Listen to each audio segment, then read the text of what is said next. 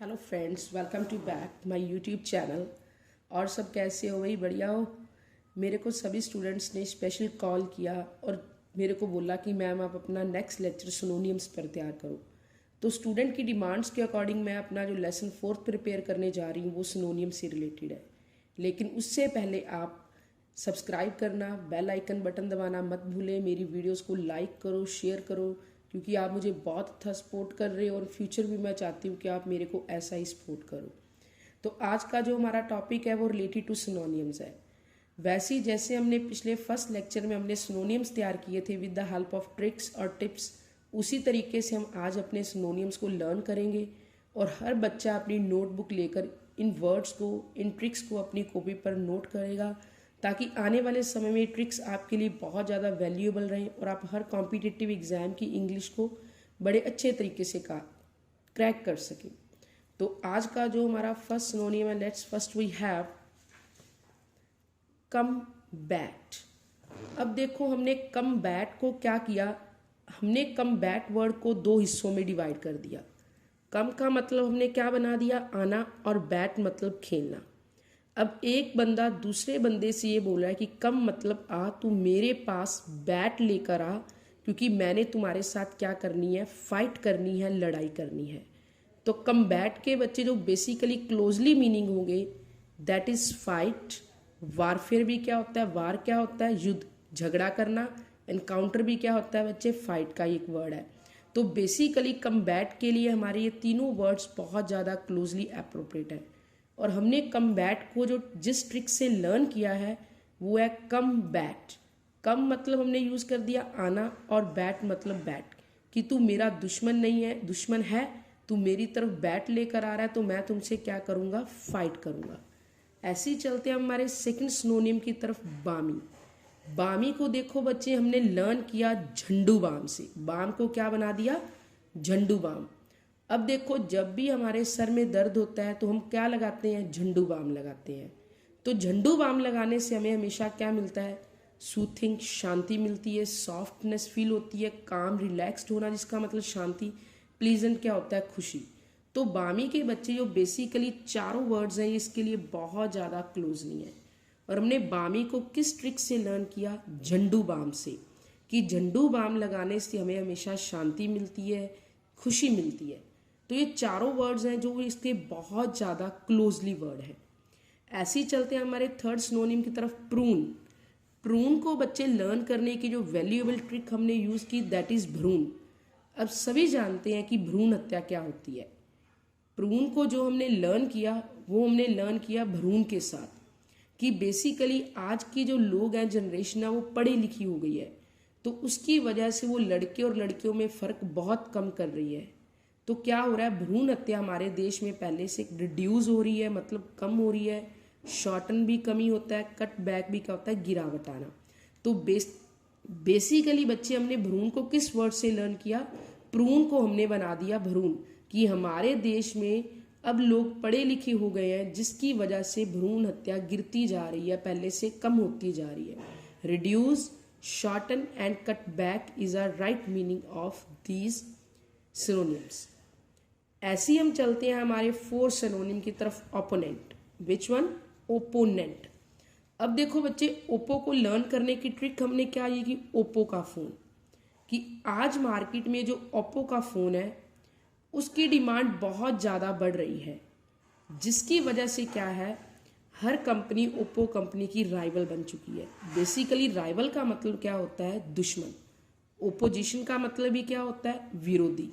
तो ओपोनेंट को बच्चे जो लर्न करने की हमने ट्रिक यूज़ की, दैट इज़ ओप्पो के फ़ोन से, कि आज के समय में ओप्पो के फ़ोन के हर बंदा क्या बन चुका है, राइवल, उसका दुश्मन बन चुका है, ओपोजिशन उसका विरोधी बन चुका है। तो बेसिकली देखो बच्चे, जो मैं आपके सामने दो या किसी के तीन ऑप्शंस बता रही हूँ, तो उसमें से कोई भी ऑप्शन आपको अगर पेपर में आए, ओपोनेंट का राइवल आए तो वो भी ठीक होगा, अगर ऑपोजिशन आए तो वो भी ठीक है। लेकिन हमने इतना तो दिमाग यूज़ करना है कि दोनों में एक राइवल और ऑपोजिशन एक ही ऑप्शन में नहीं आएंगे, क्योंकि दोनों का मीनिंग क्या है, बिल्कुल सेम है। ऐसे हम चलते हैं हमारे नेक्स्ट सिनोनिम की तरफ। जो हमारा नेक्स्ट सिनोनिम है, कुदुस। कुदुस को बच्चे हमने लर्न किया कद्दू के साथ। कद्दू की सब्जी सभी जानते हो, पंपकिन। कद्दूस को हमने किस वर्ड से लर्न किया? कद्दू मतलब पंपकिन से। अब देखो आपको मैं एक नॉर्मल सी एग्जाम्पल देकर इस वर्ड को क्लियर करूंगी कि जब भी हम बीमार हो जाते हैं, जब भी हम बीमार होते हैं तो डॉक्टर हमें किसकी सलाह देता है? डॉक्टर हमें कद्दू की सब्जी खाने की सलाह देता है, क्योंकि ये सब्जी बहुत ज़्यादा हाइजीनिक, बहुत ज़्यादा हेल्दी होती है हमारी सेहत के लिए। तो हमने बच्चे जो कद्दूस को लर्न किया वो कद्दू की सब्जी के साथ लर्न किया कि जब भी हम डॉक्टर के पास बीमार होते हैं तो जब हमें वो कोई भी वेजिटेबल सुजेस्ट करता है तो उसके दिमाग में पहला नाम कद्दू और दूसरा नाम दाल जैसी सब्जी का आता है। तो उस वक्त जो डॉक्टर है वो कद्दू की क्या कर रहा होता है? प्रेज। प्रेज का बच्चे मतलब क्या होता है? प्रशंसा। ग्लोरी क्या होता है? शान। स्टेटस क्या होता है? रुतबा। और ऑनर क्या होता है? सम्मान।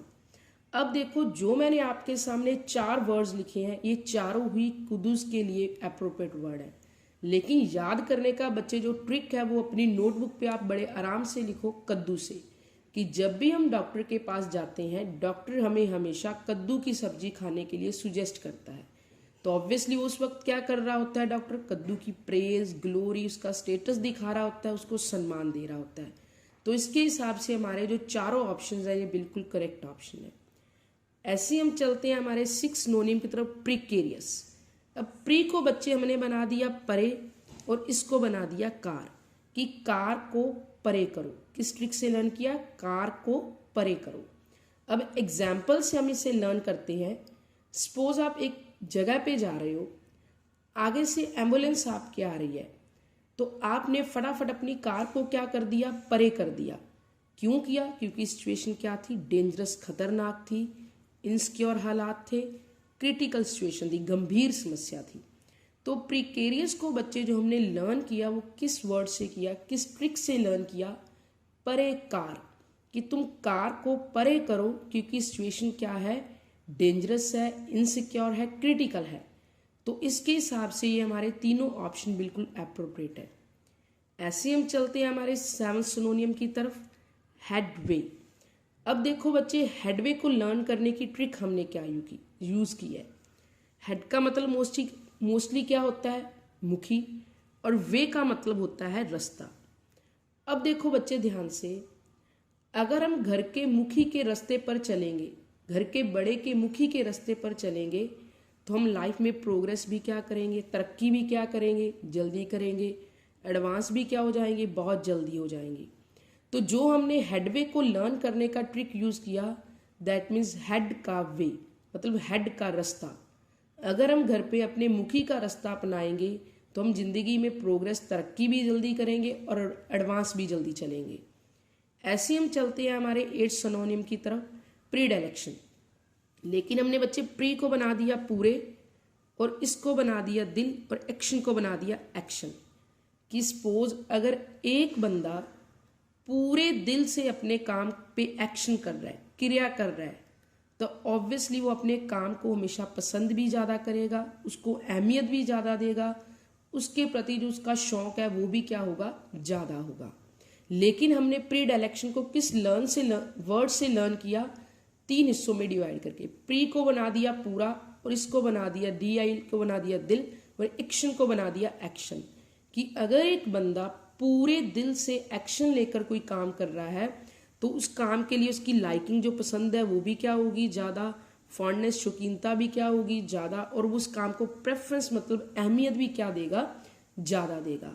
तो इसके हिसाब से जो हमारे तीनों ऑप्शन है बिल्कुल राइट ऑप्शन है। अब हम चलते हैं हमारे 9 सिनोनियम की तरफ। इंडस्ट्रियस। Which one? इंडस्ट्रियस। लेकिन बच्चे हमने इंडस्ट्रियस को लर्न किया एनी डस्ट, मतलब इतनी डस्ट। अगर कमरे में इतनी ज़्यादा डस्ट होगी, इतनी ज़्यादा मिट्टी होगी, तो ऑब्वियसली बच्चे हमें साफ करने में हार्ड वर्किंग मेहनत भी क्या करनी पड़ेगी? ज़्यादा। स्टेडी मतलब नियमित रूप से कमरा साफ करना पड़ेगा। और थर्ड वर्ड डिलीजेंट। डिलीजेंट को हमने लर्न किया दिल्ली का एजेंट, कि मतलब जो दिल्ली के एजेंट होते हैं वो भी क्या होते हैं? बहुत ज़्यादा मेहनती होते हैं। तो इसके हिसाब से ये हमारे तीनों ऑप्शन करेक्ट माने जाएंगे। Hard working, diligent and steady. ऐसे ही हम चलते हैं हमारे 10 सिनोनियम की तरफ। निनकम्पूप। Which one? निन कम पूप। निन को बच्चे बना दिया नहीं, और कम का मतलब आना। और बड़ा एक इंटरेस्टिंग वर्ड आज आपको सीखने को मिलेगा। पूप का मतलब होता है जब एक छोटा बच्चा पोटी करता है तो उसे हम इंग्लिश में पूप बोलते हैं। अब देखो बच्चे, एक छोटा सा बच्चा घर पे है, वो कभी तो बोल रहा है निन मतलब नहीं, कभी बोल रहा है कम मतलब आना है, और कभी बोल रहा है पूप पोटी। कभी तो बोल रहा है पोटी मुझे आई है, और कभी कहता है कि मैंने नहीं आना है पोटी के लिए। तो बच्चा हमें क्या बना रहा है उस वक्त? इडियट और फूल बना रहा है। तो इसके हिसाब से इडियट और फूल निन कम पूप के